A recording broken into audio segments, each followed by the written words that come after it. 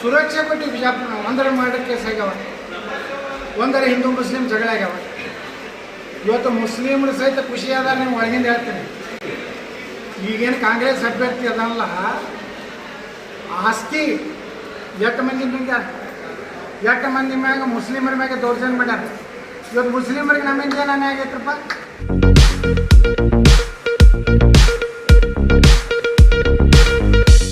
R1 news में आपका स्वागत है. मैं आपके साथ फरहान नाज. ದೇಶದಲ್ಲಿ ಮೋದಿಯವರ ಬಗ್ಗೆ ಬಿಜೆಪಿ ಬಗ್ಗೆ ಒಂದು ಅಪಪ್ರಚಾರ ಮಾಡಲಿಕ್ಕೆ ಅನುಕೂಲ ಆಗ್ತದೆ ಅಂತೇಳಿ ವ್ಯವಸ್ಥಿತವಾಗಿ ದುರ್ದೈವ ಒಂದು ನಮ್ಮ ಬಿಜೆಪಿ ನಾಯಕರುಗಳು ನೀವೆಲ್ಲ RSS ಸ್ವಯಂ ಸೇವಕರ ತಿಳ್ಕೊಡ್ತೀವಿ. ಎಲ್ಲಿ ಹೋಯ್ತು ನಿಮ್ಮ ತತ್ವ? ನಿಮ್ಮ ಸಲುವಾಗಿನ ರಾಜಕಾರಣ ಮಾಡಿದ್ರೆ ನಂಗಾಯ್ತು. ನೀವು MLA ಆಗಬೇಕು, ನೀವು ಮುಖ್ಯಮಂತ್ರಿ ಆಗಬೇಕು, ನೀವು ನಮ್ಮ ದೇಶದ ಹಿಂದೂಗಳ ಬಗ್ಗೆ ನಿಮ್ಮ ಕಾಳಜಿ ಇಲ್ಲ, ಸಿದ್ಧಾಂತದ ಬಗ್ಗೆ ಕಾಳಜಿ ಇಲ್ಲ, ಲಿಂಗಾಯತರು ಮರಾಠರು ದಲಿತರು ಕೊಟ್ಟಂಥ ಮೀಸಲಾತಿಯನ್ನು ತೆಗೆದು ಹಾಕ್ತೀನೋ ಅಂತ ಪಾರ್ಟಿಗೆ ನೀವು ಸೇರ್ತಾ ಇದ್ದೀರಿ. ಇದ್ರ ಉದ್ದೇಶ ಏನಂದರೆ ನಿಮ್ಮ ಸ್ವಾರ್ಥ, ನಿಮ್ಮ ಕುಟುಂಬ ಸ್ವಾರ್ಥ ಬಿಟ್ಟರೆ ನಿಮ್ಮ ಸಿದ್ಧಾಂತ ನೀತಿ ಅದಕ್ಕೆ ನಾನು ಹೇಳ್ತೀನಿ. ಏನು ತಪ್ಪು ಮಾಡಿರಿ ಕ್ಷಮೆ ಬೇಡ್ರಿ, ವಾಪಸ್ ಬರುತ್ತೆ ಅಂತ ಕೇಳ್ಕೊಳ್ತೀನಿ. ರಾಜ್ಯದಲ್ಲಿ ಬಿಜೆಪಿ ಮುಗಿಸಲು ಚುನಾವಣಾ ಉಸ್ತುವಾರಿಗಳು ಮುಂದಾಗಿದ್ದಾರೆ ಅಂತ ಇವತ್ತು ಯಾವ ನೋಡ್ರಿ, ನಾಗಿನವ್ರೇನು ಹುಚ್ಚದಾರ. ಗುಜರಾತ್ನಾಗೂ ಹಾಲಿ ಮುಖ್ಯಮಂತ್ರಿಗೆ ಟಿಕೆಟ್ ಕೊಡಲಿ, ಮಾಜಿ ಅಲ್ಲ, ಯಾರೋ ಗುಜರಾತ್ನ ಹಾಲಿ ಮುಖ್ಯಮಂತ್ರಿಗಳು ಅವ್ರಿಗೆ ಟಿಕೆಟ್ ಹೋಯ್ತು. ಎಷ್ಟು ಬಂದು ಅಲ್ಲಿ 156 ಸೀಟ್ ಬಂದು. ಸರ್, ಈಗ ನೀವು ಬಿಜೆಪಿ ಬ್ಲ್ಯಾಕ್ ಮೇಲ್ ಮಾಡಿ ಟಿಕೆಟ್ ತಂದಿರಂತ ನೋಡ್ರಿ, ಬ್ಲ್ಯಾಕ್ ಮೇಲ್ ಲೋಕರ್ಸು ಮಾತಾಡುವ ಶಬ್ದಗಳೇ ಅವೆ. ಬ್ಲ್ಯಾಕ್ ಮೇಲ್ ಮಾಡ್ಲಿಕ್ಕೆ ಏನೈತೆ?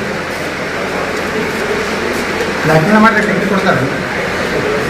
ಭಾಳ ಮಂದಿ ಬ್ಲ್ಯಾಕ್ ಮೇಲ್ ಮಾಡ್ಲಿಕ್ಕತ್ತಾರೆ. ಈಗ ಹೇಳಕತ್ತಾರಲ್ಲ ಕೆಲವು ಮಂದಿ, ನಾನು ಇನ್ನೂ ಪಕ್ಷದ ಅನೇಕ ವಿಚಾರಗಳನ್ನು ಬಹಿರಂಗಪಡಿಸ್ತೀನಿ ಅಂತ. ಅವರು ಬ್ಲ್ಯಾಕ್ ಮೇಲ್. ನಾವೇನೋ ಪಕ್ಷದ ವಿಚಾರ ಬಗ್ಗೆ ಮಾತಾಡಿನ, ಒಂದು ತಿಂಗಳಿಂದ ಏನಾರು ಮಾತಾಡಿನ. ನಾನು ಯಾರ ಬಗ್ಗೆನೂ ಹೋಗಿ ನಾನು ಟಿಕೆಟ್ ಕೊಟ್ಟಿಟ್ಟು ಕೇಳಿಲ್ಲ. ಪಕ್ಷ ನನಗೆ ಬುಕ್ ಹಿಡಿದು ಕೊಟ್ಟಿದ್ದೆ. ಇವರು ಎಲ್ಲ ಬುಕ್ ಆಗ್ಯಾರ. ಇವ್ರು ಅಡ್ಡಾಡೋ ಗಾಡಿನೇ ಕಾಂಗ್ರೆಸ್ ಅಭ್ಯರ್ಥಿ ಗಾಡಿನೇ ಗಿಫ್ಟ್ ಕೊಟ್ಟಾನವ.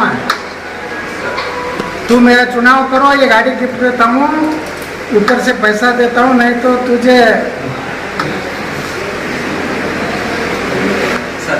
बरोबरी करता हूँ. ಮುಂದಿನ ಸರ್ಕಾರದಲ್ಲಿ ತಾವು ಮುಖ್ಯಮಂತ್ರಿ ಆಕಾಂಕ್ಷಿ ಇದ್ದೀರಾ? ಏನೂ ಅಪೇಕ್ಷೆ ಪಡೋದಿಲ್ಲ. ಈಗ ನೋಡ್ರಿ, ಒಬ್ಬ ಸಮರ್ಥ ಶಾಸಕರೇ ಕೆಲಸ ಮಾಡಿ. ನಾ ಇವತ್ತು ಓಣಿಗೆ ಹೋದಾಗ ಜನ ಏನಂತಾರೆ, ಎದಕ್ಕೆ ಬರ್ತೀರಿ, ನಿಮ್ಮ ಬಿಟ್ಟು ಓಟ್ ಯಾರಿಗೆ, ನಿಮ್ಮ ಕೆಲಸ ಇಟ್ಟು ಮಾಡೀರಿ. ಈಗ ನಾ ಹೆಚ್ಚು ಇಲ್ಲಿ ಬಿಜಾಪುರನಾಗ ನಾ ಪ್ರಚಾರ ಮಾಡೋದು ಎಲ್ಲ ನಮ್ಮ ಕಾರ್ಯಕರ್ತರು ಮಾಡ್ತಾರೆ. ನಾ ಇಡೀ ಕರ್ನಾಟಕ ನಾಳೆ ಇದಕ್ಕೆ ಹೊಂಟೀನಿ. ನಾನು ಇದು ಬ್ಯಾಡಗಿ, ನವಲಗುಂದ, ನಾಳೆ ಚರಂತಿ ಮಠದ ಮತಕ್ಷೇತ್ರ ಹೊಂಟೀನಿ. ಅಲ್ಲಿಂದ ಸಿಸಿಪಾಲ್ಯ ಮತಕ್ಷೇತ್ರ ಹೊಂಟೀನಿ. ಬಬಲೇಶ್ವರದ ಬಂದು ಬಾಗೇವಾಡಿ ಪ್ರಚಾರ ಮಾಡಲಿ, BJP ಓಟ್ ಹಾಕಕ್ಕೆ ಹೇಳಿ ಹೋಗ್ತೇವೆ. ನಾನು ಬಸವನ ಬಾಗೇವಾಡಿ ಬರ್ಬೇಕಲ್ಲ, ಬಬಲೇಶ್ವರ ಬರ್ತೀವಿ. ಅಲ್ಲಿ ಬಂದು ನಮ್ಮ ಅಣ್ಣನ ಸೋಲ್ಸ್ರಕ್ಕೆ ಹೇಳಿ ನಾನು ಹೋಗ್ತೀನಿ. ಇವೆಲ್ಲ ನಾಟಕ ಬಾಗಿ ಬೇಡ, ಮಾಡೋದಿದ್ರೆ ಎಲ್ಲರ ಪಾರ್ಟಿಗೆ ಎಲ್ಲರೂ ಕೂಡಿ ಮಾಡೋದು. ಅಂದರೆ ಯತ್ನಾಳರು ಮತ್ತು MB ಪಾಟೀಲ್ ಅಣ್ಣ ತಮ್ಮ ಇದ್ದಂಗೆ ಯಾರು ಅಣ್ಣ ತಮ್ಮ ರೀ? ನಾವು ರಾಜಕೀಯ ವೈದಿಗಳು. ಅಣ್ಣ ತಮ್ಮ ಯಾರ್ಯಾರು ಅದಾರು ಗುರ್ತಾಗ್ತೀವಿ ಆ ಜಿಲ್ಲಾದಾಗಿ. ಕಡೆಗೆ 13 ತನ ನಾವು ಯಾರು MB ಪಾಟೀಲ್ರಿಗೆ ನಮಗೆ ಈಗ 6 ತಿಂಗಳಾಯಿತು. ಫೋನಾಗ ಮಾತಾಡಲ್ಲ, ಯಾವ ಸಾರ್ವಜನಿಕ ಸಭೆದಾಗ ಕೂಡಿಲ್ಲ, ಎದುರಿಗೂ ಮಾಡಿಲ್ಲ. ಸುಮ್ಮನೆ ಇದು ಅಪಪ್ರಚಾರ. ಬಿಜಾಪುರನಾಗ ಒಂದು ನಮ್ಮಿಬ್ಬರದ್ದು ಹೆಸರು ಹೇಳ್ಕೊಂಡು ಉಳ್ಕಿದವ್ರು ಯಾರು ಏನು ಮಾಡ್ತಾರೆ ಎಲ್ಲನೂ ಅವರು ವಾಯ್ಸ್ ರೆಕಾರ್ಡಿಂಗ್ ಬರ್ತಾವೆ ಹೊರಗೆ. ನೆಕ್ಸ್ಟ್ ಬಿಜೆಪಿ ಸರ್ಕಾರ ಅಧಿಕಾರಕ್ಕೆ ಬರುತ್ತೆ, ಸ್ವಚ್ಛ ಆಡಳಿತ ಕೊಡ್ತಿದ್ದಾರೆ. ಈ ಹಿಂದಿನ ಯಾವುದೇ ಹಿಂದೆ ಇತ್ತು, ಅವಾಗ ಸ್ವಚ್ಛ ಆಡಳಿತ ಕೊಡ್ತೀವಿ. ನೋಡ್ರಿ, ಕೆಲವೊಂದು ಲೋಪದೋಷ ಆಗಿರ್ತಾವೆ. ನಾವು ಹೋಗ್ತೀವಿ, 17 ಜನ ಹೊರಗಿನವ್ರು ಬಂದರು, ಸಾಕಷ್ಟು ಗೊಂದಲ ಇತ್ತು, ಸಾಕಷ್ಟು ಒಳ್ಳೆಯ ನಿರ್ಣಯಗಳನ್ನು ತಗೊಂಡು ಕೆಲವೊಮ್ಮೆ ಏನಾಗ್ತದೆ. ಇವತ್ತು ನೋಡ್ರಿ, ವಕಫ್ ಆಸ್ತಿ ಬಿಜಾಪುರನಾಗ ಒಂದು 500 ಎಕರೆದಷ್ಟು ವಕಫ್ ಮಾಡಿ ಹೋಗ್ಯಾರ ಹಿಂದಿನ ಒಬ್ಬ ಜಿಲ್ಲಾಧಿಕಾರಿ. ಇವತ್ತು ನಾವು ಬಿಡಿಸ್ಲಕತ್ತೀವಿ. ನಾವು ಮುಖ್ಯಮಂತ್ರಿ ಬೊಮ್ಮಾಯಿಗೆ ಹೇಳಿದೆ, ಕರ್ನಾಟಕದ ಒಂದು ರೆಸೊಲ್ಯೂಷನ್ ಮಾಡಿ ಸುಮಾರು 56,000 ಎಕರೆ ಕರ್ನಾಟಕದಾಗ ವಕಫ್ ಇದೆ. ಬರೀ ಒಂದು ಸಣ್ಣ ಗೋರಿ ಇದ್ರೂ 20 ಎಕರೆ ಪೂರ್ತಿ ವಕಫ್ ಇದೆ. ಇಲ್ಲಿ ಚಾಬುಕ್ ಸವಾರಿ ಬಿದ್ದಿದ್ದು ಇದು ಐತೆ, ಅದು ಗೋರಿ 29 ಎಕರೆ ಮಹಿಳಾ ಮತ್ತು ಮಕ್ಕಳ ಕಲ್ಯಾಣ ಅದು ವಕಫಾಗಿ, ಡಿಸ್ಟಿಕ್ ಪೊಲೀಸ್ ಹೆಡ್ ಕ್ವಾರ್ಟರ್ ವಕಫ್, ಡಿಸ್ಟಿಕ್ ಹಾಸ್ಪಿಟಲ್ ವಕಫ್. ಇವತ್ತು ವಾಪಸ್ ತೊಗೊಳಕತ್ತೀವಿ ರೀ, ಕರ್ನಾಟಕದಾಗೆ ನಾವು ಮಾದರಿ ಮಾಡಿ. ಇಂಥವು ಕೆಲವೊಂದು ಗಟ್ಟಿ ನಿರ್ಣಯ ಇವತ್ತು ಗುಂಡಾಗಳು ಇವ್ರನ್ನೆಲ್ಲ ನಿಗ್ರಹ ಹೆಂಗೆ ಉತ್ತರ ಪ್ರದೇಶನಾಗ ಇವತ್ತು ಈ ರೀತಿ ಒಂದು ಕಠಿಣ ನಿರ್ಣಯಗಳು ತಗೊಳ್ಳಕತ್ತಾರಲ್ಲ, ದೇಶದ ವಿರುದ್ಧ ಘೋಷಣೆ ಹೋಗೋರು, ದೇಶದ್ರೋಹಿ ಕೆಲಸ ಮಾಡೋರು, ಇದಕ್ಕೆ 130 ಈ ಮುಂದಿನ ಸರ್ಕಾರ ಹಂಗೆ ಇರೋದಿಲ್ಲ. ಈಗ ಇವ್ರನ್ನೆಲ್ಲ ಸಮಾಧಾನ ಮಾಡ್ಕೊತ ಹೋಗೋ ಸರ್ಕಾರ ಇರೋದಿಲ್ಲ. BJP ಪ್ರಧಾನಮಂತ್ರಿಗಳೇ ಡೈರೆಕ್ಟ್ ಕಂಟ್ರೋಲ್ ಮಾಡ್ತಾರೆ. ಏನು ಆಗಬೇಕು ಕರ್ನಾಟಕದಲ್ಲಿ ಅಭಿವೃದ್ಧಿ ಅಂತೂ ದೊಡ್ಡ ಯುಗ ಪ್ರಾರಂಭ ಮಾಡ್ಯಾರ. ಸುಮಾರು 5,500 ಕೋಟಿ ರೂಪಾಯಿ ರೈಲ್ವೆಗೆ ಕೊಟ್ಟಾರೆ. ಇವತ್ತು ಕಳಸಾ ಬಂಡೂರಿಗೆ ಇರ್ಬೋದು, ಅನೇಕ ಯೋಜನೆಗಳು ಕರ್ನಾಟಕ ಕೊಟ್ಟಾರೆ. ಅದು ಎಲ್ಲ ಸುವ್ಯವಸ್ಥಿತ ಮಾಡಲಿಕ್ಕೆ ನೇರವಾಗಿ ಭಾರತ ಸರ್ಕಾರ ಪ್ರಧಾನಮಂತ್ರಿಗಳ ಮಾರ್ಗದರ್ಶನದಲ್ಲಿ ಒಳ್ಳೆಯ ಸರ್ಕಾರ ಬರ್ತದೆ. ನೀವು ನೋಡ್ತಾ ಇರಿ, ಕರ್ನಾಟಕದಲ್ಲಿ 130ಕ್ಕಿಂತ ಹೆಚ್ಚು ಸೀಟ್ ನಾವು ತೊಗೊಂಡು ಬರ್ತೀವಿ, ಸ್ಪಷ್ಟ ಬಹುಮತ ಮಾಡ್ತೀವಿ. ಕರ್ನಾಟಕದಲ್ಲಿ ಮುಂದಿನ ಮುಖ್ಯಮಂತ್ರಿ ಭಾರತೀಯ ಜನತಾ ಪಾರ್ಟಿ. ವಿಚಾರ ಹೇಳಿದ್ರು ಸರ್, 2 ಸಾರಿ ಕಂಟಿನ್ಯೂಸ್ ಹೋದ್ರೆ ಮತ್ತೆ ಅವ್ರನ್ನೇ ಕೊಡ್ತಾರಂತಂದ್ರೆ BJP ಪರ್ಯಾಯವಾಗಿ ಇನ್ನೊಬ್ಬನ ಬೆಳೆಸ್ತೀವಾ ಅಥವಾ ಅವರೇ ಅನಿವಾರ್ಯ ಆಗ್ತಾರೆ BJP? ಅದು ಮ್ಯಾಗಿನವ್ರು ಕೊಡ್ತಾರಪ್ಪ, ನನಗೆಲ್ಲ ಗೊತ್ತಿಲ್ಲ. ಯಾವ್ಯಾವ ಲೆಕ್ಕಾಚಾರ ಕೊಡ್ತಾರೋ ನಮಗೂ ಗೊತ್ತಿಲ್ಲ. ಕಾಲಕ್ಕೆ ಅವ್ರು ಏನು ನಿರ್ಣಯ ತೊಗೋತಾರೆ, ಯಾವ ಆಧಾರ ಮೇಲೆ ತೊಗೊಂಡಿರ್ತಾವ, ಅದಕ್ಕೆಲ್ಲ ನಾವು ಒಪ್ಕೋಬೇಕಾಗ್ತೈತಿ, ಮುಂದೆ ನಡೆಸ್ಬೇಕಾಗ್ತೈತೆ. ಆಮೇಲೆ ತಾವು ಯಡಿಯೂರಪ್ಪ CM ಆಗಿದ್ದಲ್ಲಿ ಭ್ರಷ್ಟಾಚಾರ ವಿಚಾರ ಬಂದಾಗ ನೇರವಾಗಿ ಮಾತಾಡಿದ್ರು. ಈಗ ನೆಹರು ಓಲೇಕರ್ ಅವರು ತಮ್ಮ ಟಿಕೆಟ್ ಸಿಕ್ಕಿಲ್ಲ ಅನ್ನೋ ಕಾರಣಕ್ಕೂ ಅಥವಾ ಯಾವುದೋ ಕಾರಣಕ್ಕೂ ಬೊಮ್ಮಾಯಿ ಅವರು ಸಣ್ಣ ನೀರಾವರಿ ಇದರಲ್ಲಿ 13 ಕೋಟಿ ರೂಪಾಯಿ ಅವ್ಯವಹಾರ ಮಾಡಿದ್ದಾರೆ. ಅದು ದಾಖಲೆಗಳಿದೆ, ನಾನು ಹೇಳ್ತೀನಿ. ಏನು ಸರ್ ಮತ್ತು 2 ದಿವಸ ಕೊಡಬೇಕಾಗಿತ್ತು. ನೀವು ಯಾವಾಗಲೂ ನಾನು ಮುಖ್ಯಮಂತ್ರಿ ಯಡಿಯೂರಪ್ಪರಿದ್ದಾಗ ಹೇಳಿದ್ದೆ, ಆಡಳಿತ ಪಕ್ಷದ ಶಾಸಕನ ನೀವು ಇವತ್ತು ಟಿಕೆಟ್ ಸಿಕ್ಕಿಲ್ಲ ಹತ್ರ. ನನಗೆ ಟಿಕೆಟ್ ಸಿಕ್ಕಿತ್ತು, ನನಗೆ MLA ಆಗಿದ್ದೆ, ಅವಾಗ ಮಾತಾಡ್ಬೇಕು ರೀ. ಈಗ ಮಾತಾಡಕ್ಕೆ ನೀವು ಪಾರ್ಟಿ ಬಿಟ್ಟು ಹೋದಾಗ ಮಾತಾಡ್ಬೇಕು ಗೊತ್ತ್ರಿ. ಯಾರು ಜನ ಹುಚ್ಚದಾರ, 2 ದಿವಸ ಯಾಕೆ ಮಕ್ಕೊಂಡಿದ್ದೆಪ್ಪ, 17 ಕೋಟಿ ರೂಪಾಯಿ ಯಾಕೆ ಹೇಳಿಲ್ಲ, ಅನ್ಯಾಯ ಆಗಿದ್ರು ಬರೆಂಗೆ ಪಡಿಸ್ಬೇಕು. ನಂದೇ ಬಿಜಾಪುರ 125 ಕೋಟಿ ಮಹಾತ್ಮ ಗಾಂಧಿ ಇದು ನಗರ ವಿಕಾಸ ಯೋಜನೆ, ಒಟ್ಟು 10 ಕಾರ್ಪೊರೇಷನ್ 1,500 ಕೋಟಿ ರೂಪಾಯಿ ಯಡಿಯೂರಪ್ಪನವ್ರು ವಾಪಸ್ ತೊಗೊಂಡಿದ್ದೆ. ನಾ ಅದಕ್ಕೆ ಜಗಳ ತೆಗೆದೆ, ಹೋರಾಟ ಮಾಡಿದೆ. ನಂದು ಅಷ್ಟೇ ಅಲ್ಲ, 10 ಕಾರ್ಪೊರೇಷನ್ಗೆ 1,500 ಕೋಟಿ ರೂಪಾಯಿ ಇವತ್ತೇನಾದರೂ ಬಿಡುಗಡೆ ಆಗಿದ್ದರೆ ನಾನು ಹೋರಾಟ, ನಾನು ಜನಪರವಾಗಿ ಹೋರಾಟ ಮಾಡಿದ್ದೆ. ನಾನು ಇದ್ರ ಬಗ್ಗೆ ಮಾತಾಡಿನಲ್ಲ. ಏನದು ಅತಿವೃಷ್ಟಿ ಆದ, ಅತಿವೃಷ್ಟಿ ಆವಾಗ ನೀವು ಅನುದಾನ ಕೊಟ್ಟಿಲ್ಲ ಅಂದಾಗ 1,000 ಕೋಟಿ ರೂಪಾಯಿ ಕೊಟ್ಟರು ಪ್ರಧಾನಮಂತ್ರಿಗಳು ಒಂದೇ ದಿವಸ. ಯಾವಾಗ ಅನ್ಯಾಯ ಆದಾಗ ಅವಾಗ ಮಾತಾಡ್ತಾರೆ. ನಿಮಗೆ ಟಿಕೆಟ್ ಸಿಗಲಾರ್ದಾಗ ಮಾತಾಡಿದ್ರೆ ಏನಾಗ್ತದೆ? ಈಗೆಲ್ಲ ಟಿಕೆಟ್ ಸಿಗಲಾರ್ದಾಗ ಮಾತಾಡಕತ್ತಾರೆ. ನಾನು ಬಲ್ಲಿ ಅದು ಅದ, ನಾನು ಬಲ್ಲಿ ಇದು ಅದ, ಇಟ್ಟು ದಿವಸ ಹಾಕಿ ತಿಮ್ಮಣ್ಣಾರೆ ಸುತ್ತಿದ್ರೆ ತಿಮ್ಮಪ್ಪ ಹೀಗ್ಯಾಕೆ ಎದ್ದಿ ಇದನ್ನ ಹಾಕಿ ಹೇಳ್ತಾರೆ. ಇದ್ರೆ ಅವಾಗ ಹೊಡಿಬೇಕು. ನಾ ಹೆಂಗೆ ಹೊಡಿತಿದ್ದೆ ಅವತ್ತೇ ರೆಡಿಮೇಡ್ ಫುಡ್ ಅಂದ್ರೆ ಅದಕ್ಕೆ ಗೌರವ ಸಿಗ್ತದೆ. ಈಗ ಬಂದು ನೀವು ಮಾತಾಡಕತ್ತೀರಂದ್ರೆ 1,700 ಕೋಟಿ ರೂಪಾಯಿ ಇಟ್ಟು ದಿವಸ ಎತ್ತಿಲ್ಲ ಅಂದ್ರೆ ನಿಮಗೂ ಪಾಲೈತೆ ತಗೋಬೇಕಾಗ್ತದೆ. ಸರ್, ಇಲ್ಲಿ ತಮ್ಮ ಕ್ಷೇತ್ರದಲ್ಲೂ ಒಂದು BJಪಿಯಲ್ಲಿ ಒಂದು ವರ್ಗ ಅದು ಏನೋ ನೋಡ್ರಿ, ನಿಮ್ಗೊಂದು ಮಾತು ಹೇಳ್ತೀನಿ. ನೀವು ಪತ್ರಕರ್ತರು ತಲೆ ಕೆಡಿಸೋಲಕ್ಕೆ ಹೋಗ್ಬೇಡಿ. ಒಂದು ವರ್ಗ ಭಾರಿ ವಿರೋಧ, ತೀವ್ರ ಪೈಪೋಟಿ ಏನು ಸುಳ್ಳಾಡೋದು ನೀವು ಎಬ್ಬಿಸ್ಲಾಕತ್ತೀರಿ. ನೀವು ಅದನ್ನ ಎಬ್ಬಿಸಿದ್ರೆ ಬಸವನೊಳಗೆ ಅಂಜಿಕೆ ಬರಲ್ಲ, ಬಸವನೊಳಗೆ ಏನೋ ಅಂಜಿಕಿಲ್ಲ, ಅಂಜಿದ್ದು ನೀವು ಪತ್ರಕರ್ತರು. ಬಹಿರಂಗವಾಗಿ ಸಭೆ ಮಾಡಿ ಸಭೆಯಲ್ಲಿ ಹೇಳ್ತಾರೆ ಅವರು, ಮುಂದೆ ಅವರು ಅಧಿಕಾರದಲ್ಲಿ ನಮಗೂ ಕೆಡಕಾಗಲ್ಲ, ನಿಮ್ಗೆ ರೀತಿಯಲ್ಲಿ ನಿರ್ಧಾರ ತಗೋತೀವಿ ಅಂತೇಳಿ ಬಹಿರಂಗವಾಗಿ ಚರ್ಚೆ ಮಾಡ್ತೀವಿ. ಅದನ್ನು ನೀವು ಹೈಲೈಟ್ ಮಾಡ್ತೀರಿ. ನೀವು ಯಾಕೆ ಹೈಲೈಟ್ ಮಾಡಕತ್ತೀರಿ? ನೀವೇನು ಸರ್ವೆ ಮಾಡಿಲ್ಲ, ಊರು ತುಂಬ ಅಡೇರು ಸರ್ವೆ ಮಾಡಿರಲ್ಲ. ಏನು ಹೇಳ್ಯಾರ ಜನ? ಈ ವಿಜಾಪುರ ನಗರನಾಗ ಅಭಿವೃದ್ಧಿ ಯುಗ 5 ವರ್ಷನಾಗ ನೀವು ಅಡ್ಡಾಡಕತ್ತಿರ, ಚಲೋ ರೋಡ್ನಾಗ ಅಡ್ಡಾಡಕತ್ತಿರ, ಕಚ್ಚಡ ಇಟ್ಟೋತಿಗೆ ನಮ್ಮ ಇವರು ವಿಜಯ ಕರ್ನಾಟಕದವರು ಗಟ್ರಿಗೆ ಟಬಕ್ ಫೋಟೋ ತೆಗೆದು ಡಬಕ್ ಚಾಲು ಮಾಡ್ತಾರೆ. ಹಾಂ, ಈಗಿಲ್ಲ. ಆದರೆ ಕೆಲಸ ಆಗೈತಂದ್ರೆ ನಿಮ್ಗೆ ಅನ್ಸುತ್ತೆ. ಅದೇ ಕಾರಣ ಪತ್ರಕರ್ತರು ವಿನಂತಿ ಮಾಡ್ಕೊತೀನಿ, ಈ ಕಂಜಿ ಪಂಜಿ ಲೀಡರ್ಗಳ ಬಗ್ಗೆ ಬಹಳ ದೊಡ್ಡ ಬರೀ ಅಕ್ಷರ ಬರಿಬೇಡ, ನಿಧನ ವಾರ್ತೆ ಬರೀ, ಅಲ್ಲ ನಿಧನ ವಾರ್ತೆ ಟಿಮ್ ಟಿಮ್ ನೀವ್ರ ಕಂಜಿ ಅಲ್ಲ ಈಗ ಯಾರ ಗಾಡಿನೂ ಪಂಚರ್ ಆಗೋದ್ರೆ ಬಿಜಾಪುರ ಅದನ್ನು ಬರೀ. ನಾವು ಅಭಿವೃದ್ಧಿ ಮಾಡಿದ್ವಿ, ಸುರಕ್ಷೆ ಕೊಟ್ಟು ಬಿಜಾಪುರ ಒಂದರ ಮರ್ಡರ್ ಕೇಸ್ ಆಗ್ಯಾವ, ಒಂದರ ಹಿಂದೂ ಮುಸ್ಲಿಂ ಜಗಳ ಆಗ್ಯಾವ. ಇವತ್ತು ಮುಸ್ಲಿಮರು ಸಹಿತ ಖುಷಿ ಆದಾಗ ನೀವು ಒಳಗಿಂದ ಹೇಳ್ತೀನಿ, ಈಗೇನು ಕಾಂಗ್ರೆಸ್ ಅಭ್ಯರ್ಥಿ ಅದಲ್ಲ, ಆಸ್ತಿ ಎಷ್ಟು ಮಂದಿ ನುಂಗ್ಯಾರ, ಎಷ್ಟು ಮಂದಿ ಮ್ಯಾಗ ಮುಸ್ಲಿಮರ ಮ್ಯಾಗ ದೌರ್ಜನ್ಯ ಮಾಡ್ಯಾರ. ಇವತ್ತು ಮುಸ್ಲಿಮರಿಗೆ ನಮ್ಮಿಂದ ಏನು ಅನ್ಯಾಯ ಆಗೈತ್ರಪ್ಪ, ಅವ್ರ ಶಿವು ಎಲ್ಲ ಸೌಲಭ್ಯ ಸಿಕ್ಕಾವ.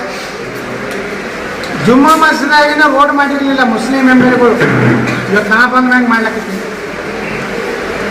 ಅದಕ್ಕೂ ಕೆಲವೊಂದು ಲೀಡರ್ ಆದಾಗ ನೀವು ಹೋಗಿ ಒಪಿನಿಯನ್ ತಗೋರಿ. ಸಾಮಾನ್ಯ ಮುಸ್ಲಿಮರು ವ್ಯಾಪಾರ ಮಾಡೋರು ಯಾರು ದುಡಿದು ತಿನ್ನೋ ಮುಸ್ಲಿಮರು ಅದಾರ ಬಿಜಾಪುರನಾಗ, ಅವ್ರು ಖುಷಿ ಅದ.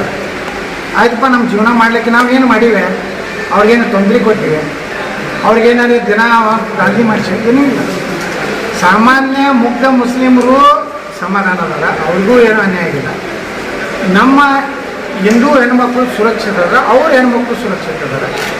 ಗೌರವದಿಂದ ಇವತ್ತು ಎಲ್ಲರೂ ದುಡ್ತಿಲ್ಲಕಲ್ಲ, ಯಾವುದೂ ಜಗಳಿಲ್ಲ, ಕದನಿಲ್ಲ. ಆದ್ರೆ ಅವ್ರಿಗೇನಾಗಿದೆ ಅಂದ್ರೆ ಹೇಳ್ತಾನೆ, ಒಂದು 4 ರೋಡ್ ಮಾಡ್ಯಾನ ಅಂತ ಹೇಳ್ತಾನೆ ನಮ್ಮ ಕಾಂಗ್ರೆಸ್ ಅಭ್ಯರ್ಥಿ. 4 ಅದಾವೋ 400 ಅದಾವೋ ನನಗೆ ಲೆಕ್ಕಿಲ್ಲ. ನೀವು ಹೆಂಗೆ ಬೇಕಾದಾಗ ಬಿಜಾಪುರಕ್ಕೆ ಅಡ್ಡಾಡಿ ಬರ್ರಿ, ಇನ್ನೊಂದು 3 ತಿಂಗಳು ತೆಗ್ರಿ, ಒಂದು ರೋಡೂ ಸಹಿತ ಖರ್ಚಾಗಲ್ಲ. ಇನ್ನ 80 ಕೋಟಿ ರೂಪಾಯಿ ರೋಡ್ ನಡೆದವು. ಬರೀ 11ಕ್ಕೆ ನೀತಿ ಏನು ಚುನಾವಣಾ ಆಯೋಗದವರು ಸಭೆ ಕರೆದ್ರೆ 10 ತನಕ ನಾ ಭೂಮಿ ಪೂಜೆ ಮಾಡೀನಿ. ಇಟ್ಟೆಲ್ಲ ಮೂರ್ತಿ ಕೂರಿಸಿವಿ, ಎಲ್ಲ ರಾಷ್ಟ್ರಭಕ್ತರ ಮೂರ್ತಿ ಕೂರಿಸಿವಿ, ರಾಷ್ಟ್ರಭಕ್ತರ ಹೆಸರುಗಳನ್ನ ಇಟ್ಟಿವಿ. ಎಲ್ಲರೇ ನಾ ಬಸವನಗೌಡ ರಾಮನಗೌಡ ಪಾಟೀಲ್ ಯತ್ನಾಳ್ ಮಾರ್ಗ, ರಾಮನಗೌಡ ಬಾಪುಗೌಡ ಪಾಟೀಲ್ ಯತ್ನಾಳ್ ಎಲ್ಲ ಹಾಕೊಂಡಿಲ್ಲ. ಒಂದು ಕಡೆ ನನ್ನ ವೈಯಕ್ತಿಕವಾದ ಗುರುತು ಎಲ್ಲರಿಗೆ ಏನಿದ್ರು ಈ ನಗರದ ಅಭಿವೃದ್ಧಿ ಮಾಡೀನಿ. ಇದು ನೋಡೋದಾಗಲ್ಲ, ಬಿಜಾಪುರ ಶಾಂತಿ ಇದ್ದಿತ್ತು, ಎಲ್ಲರೂ ನೆಮ್ಮದಿ ಇದ್ದಿತ್ತು, ರಕ್ಷಣೆ ಇದ್ದಿತ್ತು, ಪೊಲೀಸರಿಂದ ಯಾವುದೇ ರೀತಿ ದಬ್ಬಾಯಿತಿಲ್ಲ. ಕ್ಲಬ್ಗಳು ಏನು ಇದು ಮಾಡ್ತಾರಲ್ಲ ಅವೇನು ಮಟ್ಕ ದಂಗ ಯಾವೂ ಇಲ್ಲ ಬಿಜಾಪುರ. ನೀವು ಪತ್ರಕರ್ತರು ಸಾಕಷ್ಟು ಅಧ್ಯಯನ ಮಾಡಿರ್ತೀರಿ, ಇನ್ನೇನು ಸ್ವಲ್ಪ ಹಂಗೆ ಮ್ಯಾಗ ಸ್ವಲ್ಪ ಪಿನ್ ಕೊಡಬೇಕು ಬಸವನಗೌಡ ಹೊಡಿತೀವಿ. ಸರ್, ಬಿಜೆಪಿ ತಮಗೂ ಟಿಕೆಟ್ ತಪ್ಪಿಸುವಂತ ಒಂದು ಕುತಂತ್ರ ನಡೆದಿತ್ತು. ಬೇರೆ ಕ್ಷೇತ್ರದಿಂದ ಬೇರೆ ಕಡೆ ಹೋಗ್ಬಿಡ್ತು ನಮ್ಗೆ ನೋಡ್ರಿ ಮುಗಿದು ಅದ ಯಾಕೆ ಹಳ್ಳಿ ತಪ್ಪಿಸೋದಕ್ಕೆ ಕುತಂತ್ರ ನಡೆದ್ರೆ ಮ್ಯಾಗ ಪ್ರಧಾನಮಂತ್ರಿಗಳ ಮನಸ್ಸಿನಾಗನೇ ಅದೀವಿ. ನಾನು ಅಮಿತ್ ಶಾ ಕರೆದು ಮೀಸಲಾತಿ ವಿಚಾರನಾಗ ಮಾತಾಡಿದಾಗ ಹೇಳಿದವರು, ನಾನು ವೈಯಕ್ತಿಕ ಬಿಡಲ್ರಿ, ನಾನು ಮಂತ್ರಿ ಮಾಡತ್ತೆ ಅಂದ್ರೆ ಲಾಭ ಮಾಡಿದ್ದೆ. ನೀವೇ ಇಟ್ಟು ಎಲ್ಲ ಪತ್ರಕರ್ತರು ಒಮ್ಮೆ ನಾ ಹೇಳಿದೆ, ನನಗೆ ಮಂತ್ರಿ ಕೊಡದಿದ್ರು ಉಗ್ರ ಹೋರಾಟ ಮಾಡ್ತೀನಿ, ನಾ ರಾಜೀನಾಮೆ. ರಾಜ್ಯದಲ್ಲಿ 130 ಬರ್ತಾವ, ಬಿಜಾಪುರ 8 ಪೈಕಿ 130 ಅವು ಅದಾವ. 8ರಲ್ಲಿ ಎಷ್ಟು ಅಲ್ಲ ನೋಡ್ರಿ ಹಂಗೆಲ್ಲ ಕೊಡೋದಿಲ್ಲ. 8ರಾಗ ಇದು ಬರ್ತದೆ ಅದು ಬರ್ತದೆ. ಅಲ್ಲ ನಾವು ಹೇಳೋದು 8ಕ್ಕೆ 8 ಬರ್ತದೆ.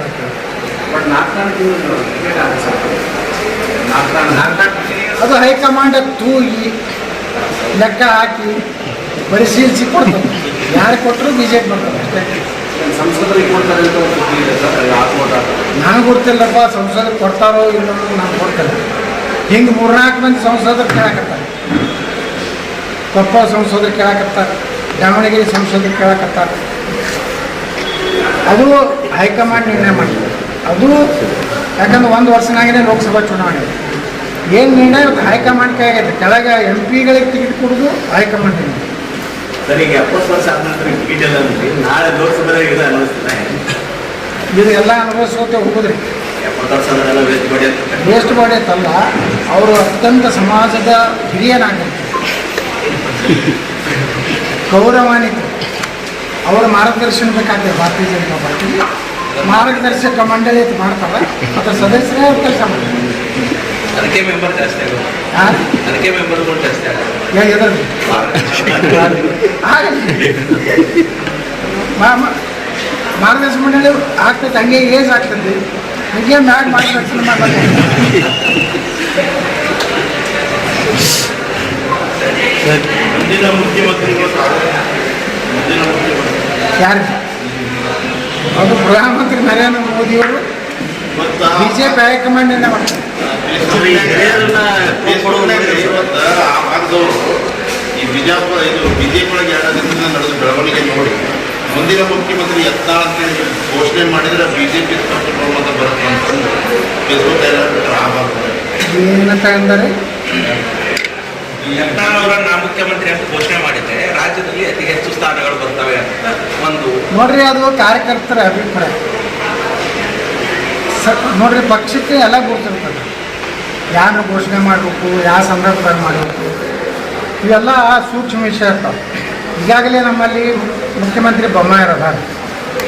ಬೊಮ್ಮಾಯಿರು ಮುಖ್ಯಮಂತ್ರಿ ಇದ್ದಾಗ ಸರ್ಕಾರ ಇಲ್ಲಾರ್ದಾಗ ಮುಖ್ಯಮಂತ್ರಿ ಘೋಷಣೆ ಮಾಡಿದ್ದಾರೆ.